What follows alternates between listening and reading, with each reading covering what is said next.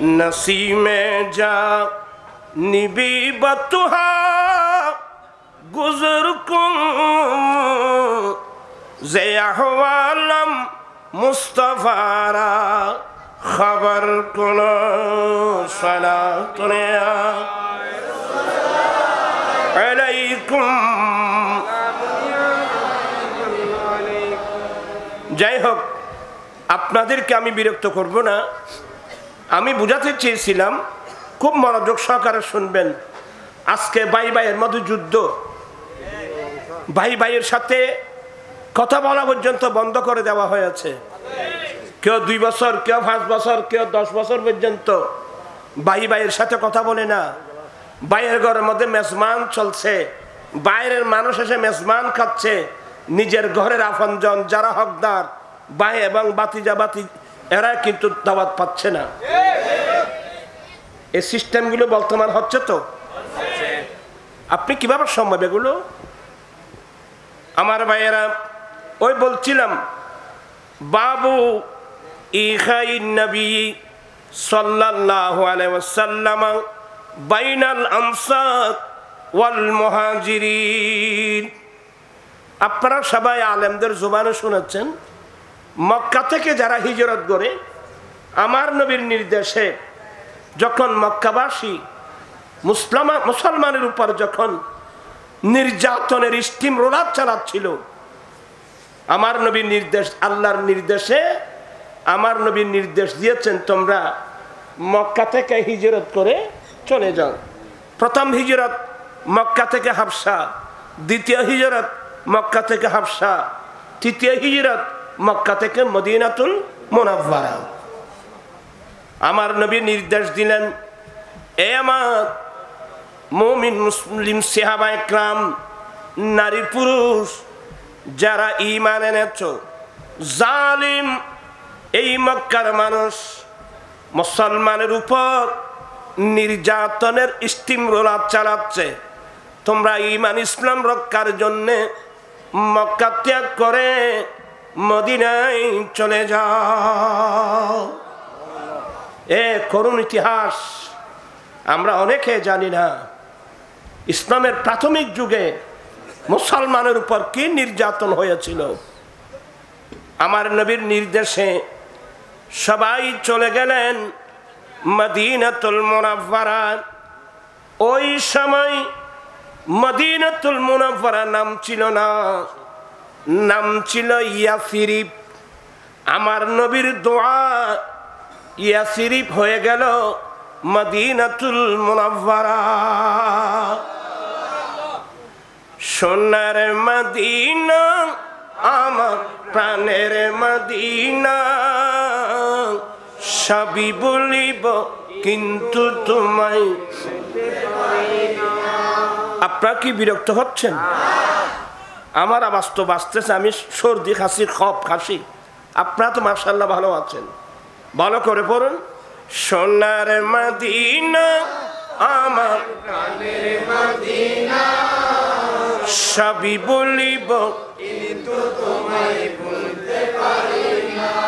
বলিনি বলবো না বলতে পারি না, বলিনি বলবো না বলতে পারি না, সবই বলিব কিন্তু তোমায় বলতে পারি না। ইয়াসরিব নামে তুমি ছিলে অলক্ষণের দেশ, বড়ই মারাত্মক যে ছিল তোমার পরিবেশ। ইয়াসরিব নামে তুমি ছিলে অলক্ষণের দেশ, বড় মারাত্মক যে ছিল তোমার পরিবেশ।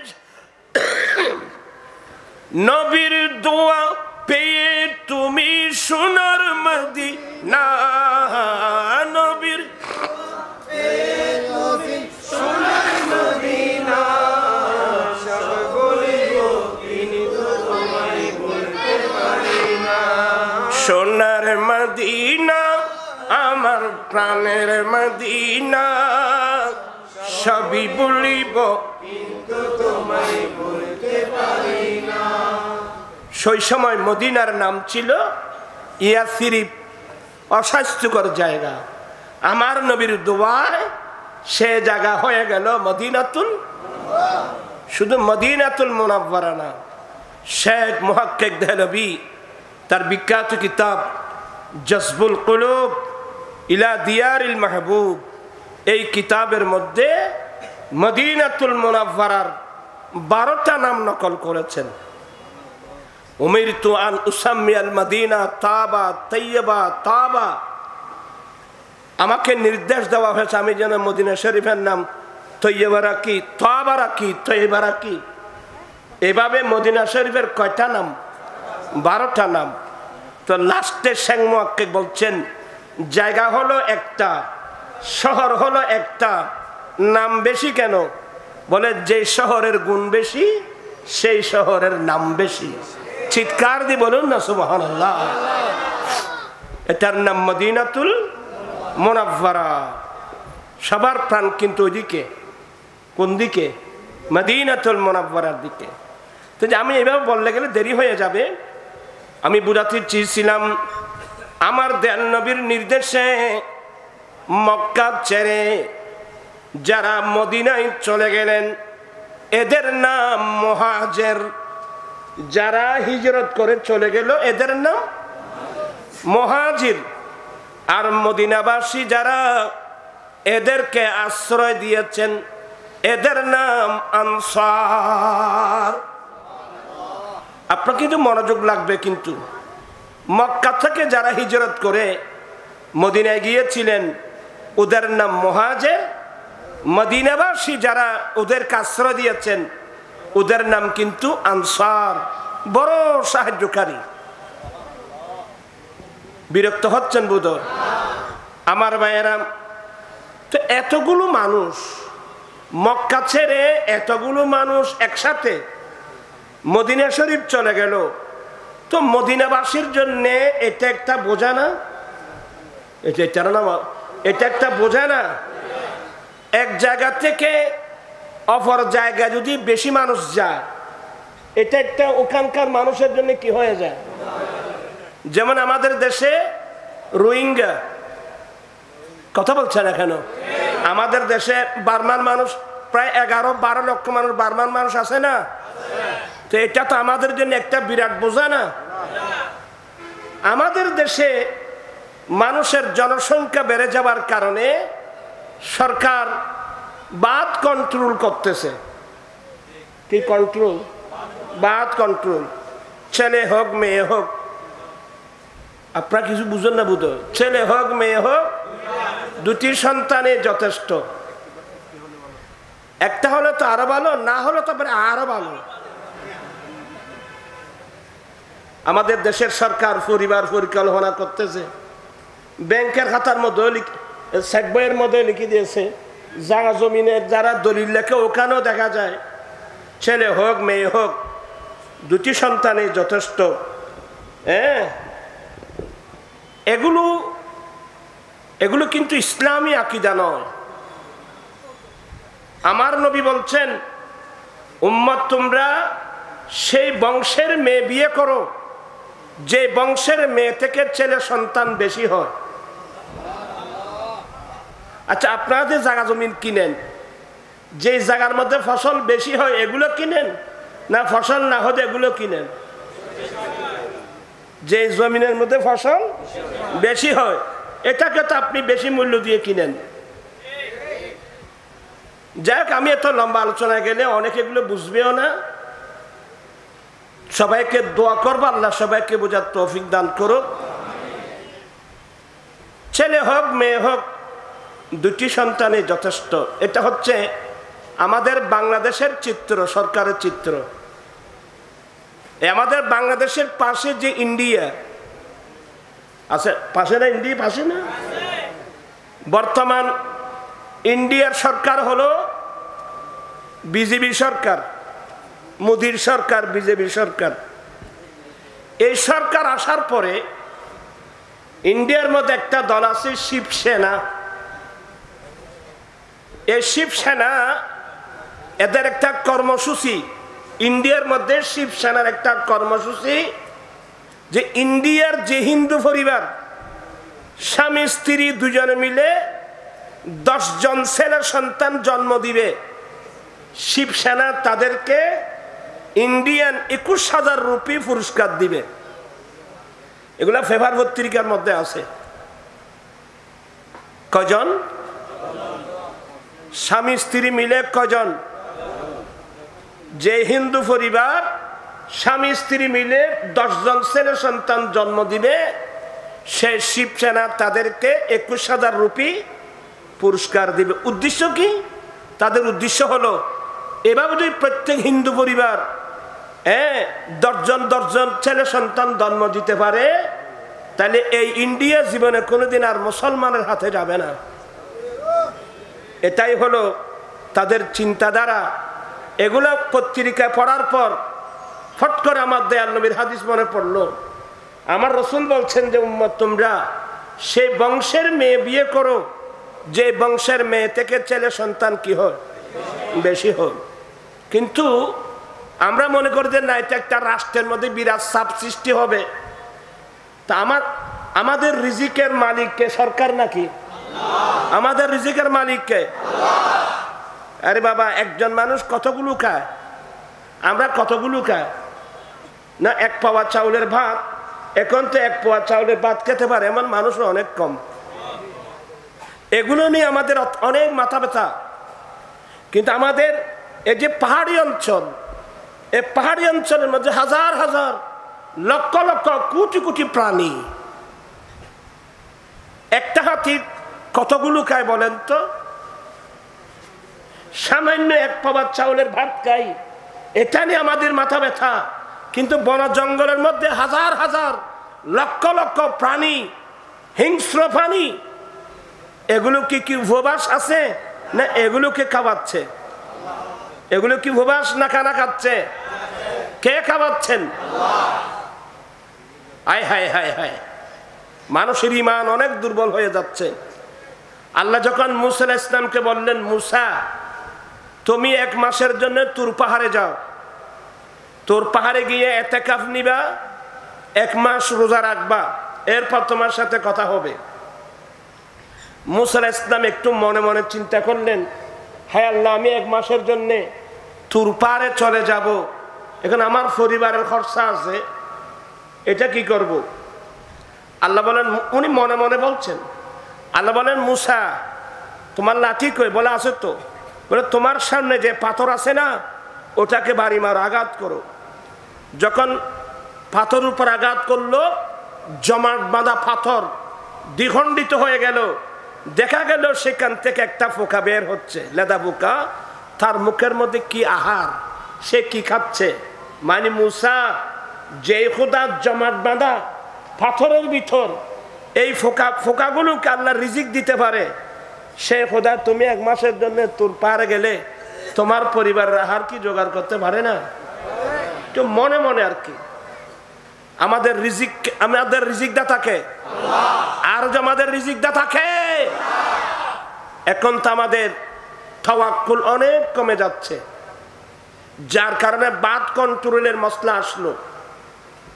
তা আমি যেটা বোঝাতে চাচ্ছি, আমাদের দেশের জনসংখ্যা বেড়ে যাওয়ার কারণে সরকার বাদ কন্ট্রোল করতেছে।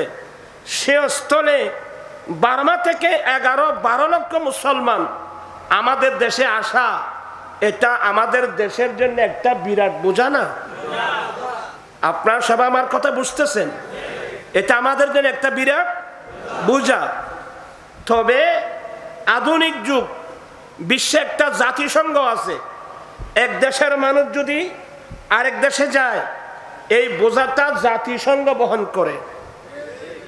কিন্তু আমার ভাইয়েরা, মক্কা থেকে হিজরত করে এতগুলো মুহাজিরিন মদিনায় পাকে গেলেন, ওই মদিনাবাসীর জন্যে এটা একটা বিরাট বোঝা না?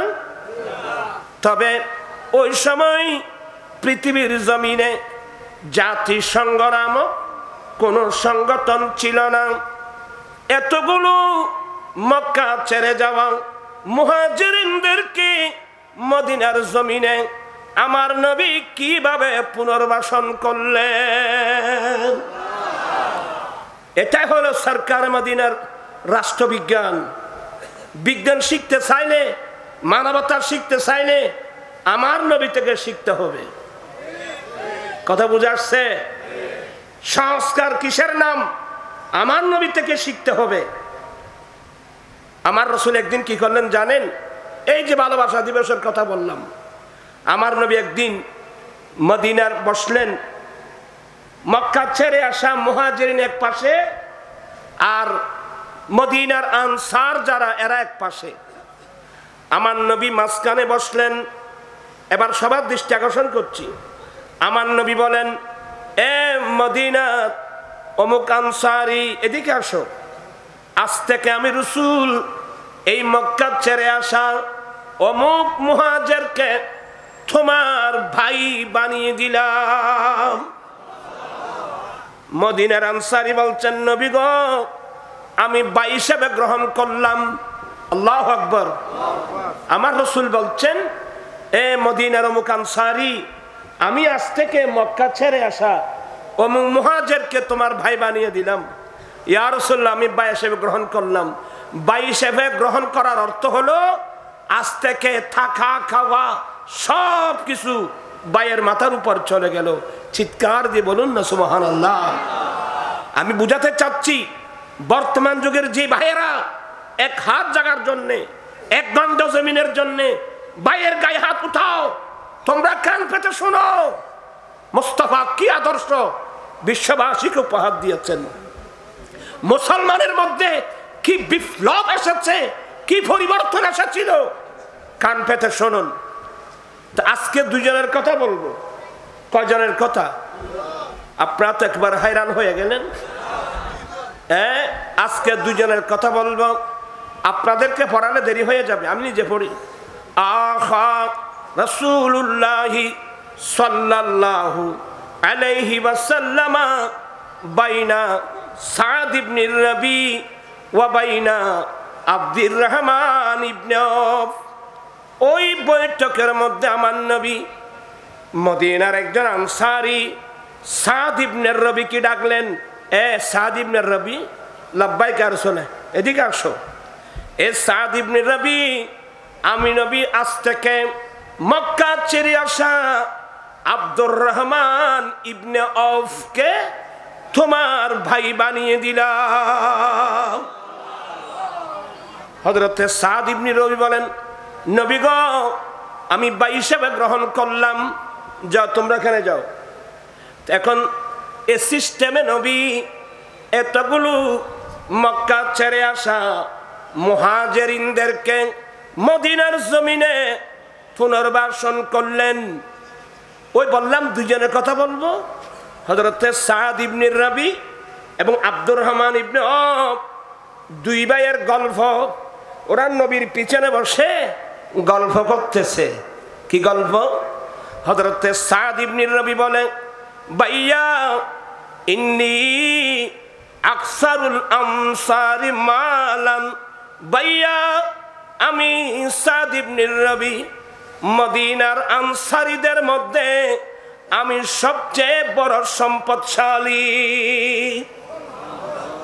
আমি বড় লোক, আমি বড় পয়সাওয়ালা মানুষ, আমি মালদার মানুষ।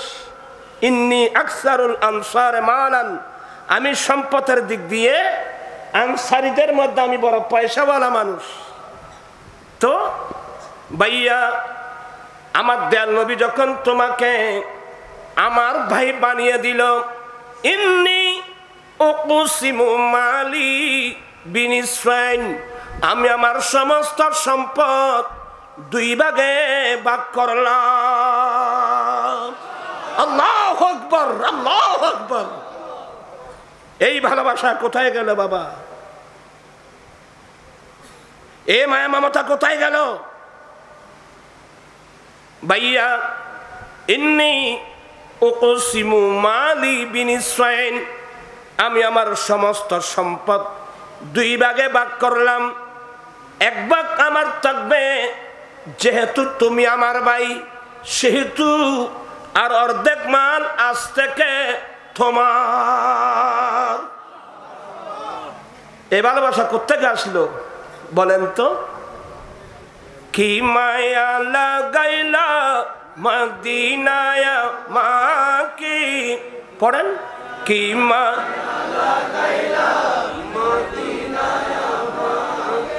এটা হচ্ছে ভালোবাসা দিবস। এ ভালোবাসা কিসের নাম শুনেন?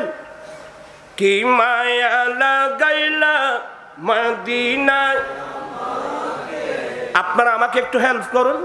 কি মায়া লাগাইলা মদিনায় অন্তরে মোর আহাজারি, হৃদয়ে মোর আহাজারি, তুমি মদিনার সুখে। আর কি মায়া লাগাইলা মদিনায়। আপনারা কি বিরক্ত হচ্ছেন মনে হয়? না মনে মনে চিন্তা করতেছো এখন আমি কি করি? কি করে এই হাদিসটাকে শিক্ষা নেন বাবা। বলে আমার অর্ধেক মাল আজকে আমি আমার সমস্ত মাল দুই ভাগে ভাগ করলাম। এই ভালোবাসা, এই ভ্রাতৃত্ব, এই উদার মন কিভাবে আসলো? আমার দয়াল নবী নিয়ে এসেছেন। সুবহানাল্লাহ। এই জন্য তো আমরা আয়োজন করে থাকি ঈদে মিলাদুন নবী সাল্লাল্লাহু আলাইহি ওয়াসাল্লাম। এবার শুনেন, হযরত সাদ ইবনে রবি বলেন, উনি যখন বললেন আমি আমার সমস্ত মাল দুই ভাগে ভাগ করলাম, এক ভাগ আমার, আজ থেকে এক ভাগ তোমার। কিন্তু হযরতে আব্দুর রহমান ইবনে আউফ এরা তো আত্মমর্যাদা সম্পন্ন ব্যক্তিত্ব, এরা কিন্তু আত্মমর্যাদা সম্পন্ন ব্যক্তিত্ব। আমরা যেই যুগে আসলাম আমাদের মধ্যে আত্মমর্যাদা বলতে কিছুই নাই। হ্যাঁ ইল্লা মাশাআল্লাহ, হয়তো লাখের মধ্যে, হাজারের মধ্যে, লাখের মধ্যে হয়তো কয়েকজন থাকতে পারে। তবে আমি আপনাদেরকে বিনয়ের সাথে বলবো, আমাদের মধ্যে এখন আত্মমর্যাদা কিছু নাই। বলো হুজুর কিভাবে? এই যে বিয়ে শাদির কথা বলতে যখন বসি, তোরা হচ্ছে চাইতে লাগবে যে খারাপ আজ করে যাই তো হইতে পারি ভাই, তোর আর ক্লাসের উপযোগী মানুষ ন। আমি আপনাদেরকে বুখারীর হাদিস পড়াচ্ছি। ওইটা সাইন দিকে সাইনে তোর সাহা দিব না, আর ওদিকে না আরো নৈদ্য আয় হইতেন না। বলতে চাচ্ছিলাম আপনার কিছু মনোযোগ লাগবে বাবা। কিন্তু এবার কি বলছেন? আমি যেটা বোঝাতে চাচ্ছিলাম, আজকে যে বিয়ে শাদীকে সামনে রেখে বিআই সাহেব বড় যাত্রীগত, এটা কেন ধরলেন আপনি? ফার্নিচার কৈফত, এটা কেন ধরলেন আপনি? টাকা কেন দাবি করলেন? এই যে যৌতুক প্রথা, এটা ভিক্ষা প্রথা। কথা বলছেন না কেন? এটা ভিক্ষা। এই সমাজকে সংস্কার করার প্রয়োজন। এই গুনাহগার আজকে 16 বছর পেরিয়ে 17 বছরে পড়ল যৌতুকের বিরুদ্ধে আন্দোলন, মাদকের বিরুদ্ধে আন্দোলন। আলহামদুলিল্লাহ, সে আন্দোলনের ফসল আজকে হাজার হাজার ছেলে যৌতুক ছাড়া কি করতেছে? আপনারা কি সাক্ষী আছেন তো? আজকে আমি দেখতে চাই, হুজুর আমরা কয়দিন বাঁচব? আমার বাবা কবরস্থানে, আমার দাদা দাদি কবরস্থানে, আমাকেও চলে যেতে হবে। আমি কয়দিন আছি দুনিয়ায়? এই যে সময়টা আমরা এখানে আছি, আমরা নবীর সুন্নাত মোতাবেক চলতে চাই কি চাই না? দুই হাত উঠাই বলতে হবে, চলতে চাই কি চাই না? আল্লাহু আকবার, ইয়া রাসূলুল্লাহ, আমার জীবন মরণ সাজাবো মাদানী রঙে, আমার জীবন মরণ সাজাবো মাদানী রঙে। সেই রঙে রঙিন হলে আল্লাহ রাসূল থাকবে আমার সঙ্গে। আমার জীবন মরণ সাজাবো মাদানী রঙে, আমার জীবন আমার মরণ আমি সাজাবো মাদানী রং দিয়ে। মাদানী রঙের অর্থ হলো আমার দয়াল নবীর সুন্নাত দিয়ে, আমরা রাসূল পাকের সুন্নাত দিয়ে আমরা আমাদের জীবনকে সাজাতে চাই কি চাই না? যদি সাজিয়ে নিতে পারি, চলাফেরা, উঠা বসা, লেনদেন, আচার ব্যবহার, ব্যক্তিগত, পারিবারিক, সামাজিক, রাষ্ট্রীয়, সমাজনীতি, অর্থনীতি, রাষ্ট্রনীতি, রাজনীতি, শিক্ষানীতি, বাণিজ্য নীতি, পররাষ্ট্রনীতি, এক কথায় জন্মলগ্ন থেকে মৃত্যুকাল পর্যন্ত আমরা আমাদের জীবনটা যদি নবীর সুন্নাত দিয়ে সাজিয়ে নিতে পারি, কবরে, হাসরে, কিয়ামতের কঠিন দিনে আপনার পাশে আমার পাশে কেউ নাই, আমার দয়াল নবী তো থাকবে। কথা বলছেন না? আমার দয়াল নবী থাকবে কিনা? অতএব আমি বলবো, আমরা নবীর, যে ছেলেরা বিয়ে করো নাই, নবীর সুন্নাত মোতাবেক বিয়ে করবা। যৌতুক ছাড়া।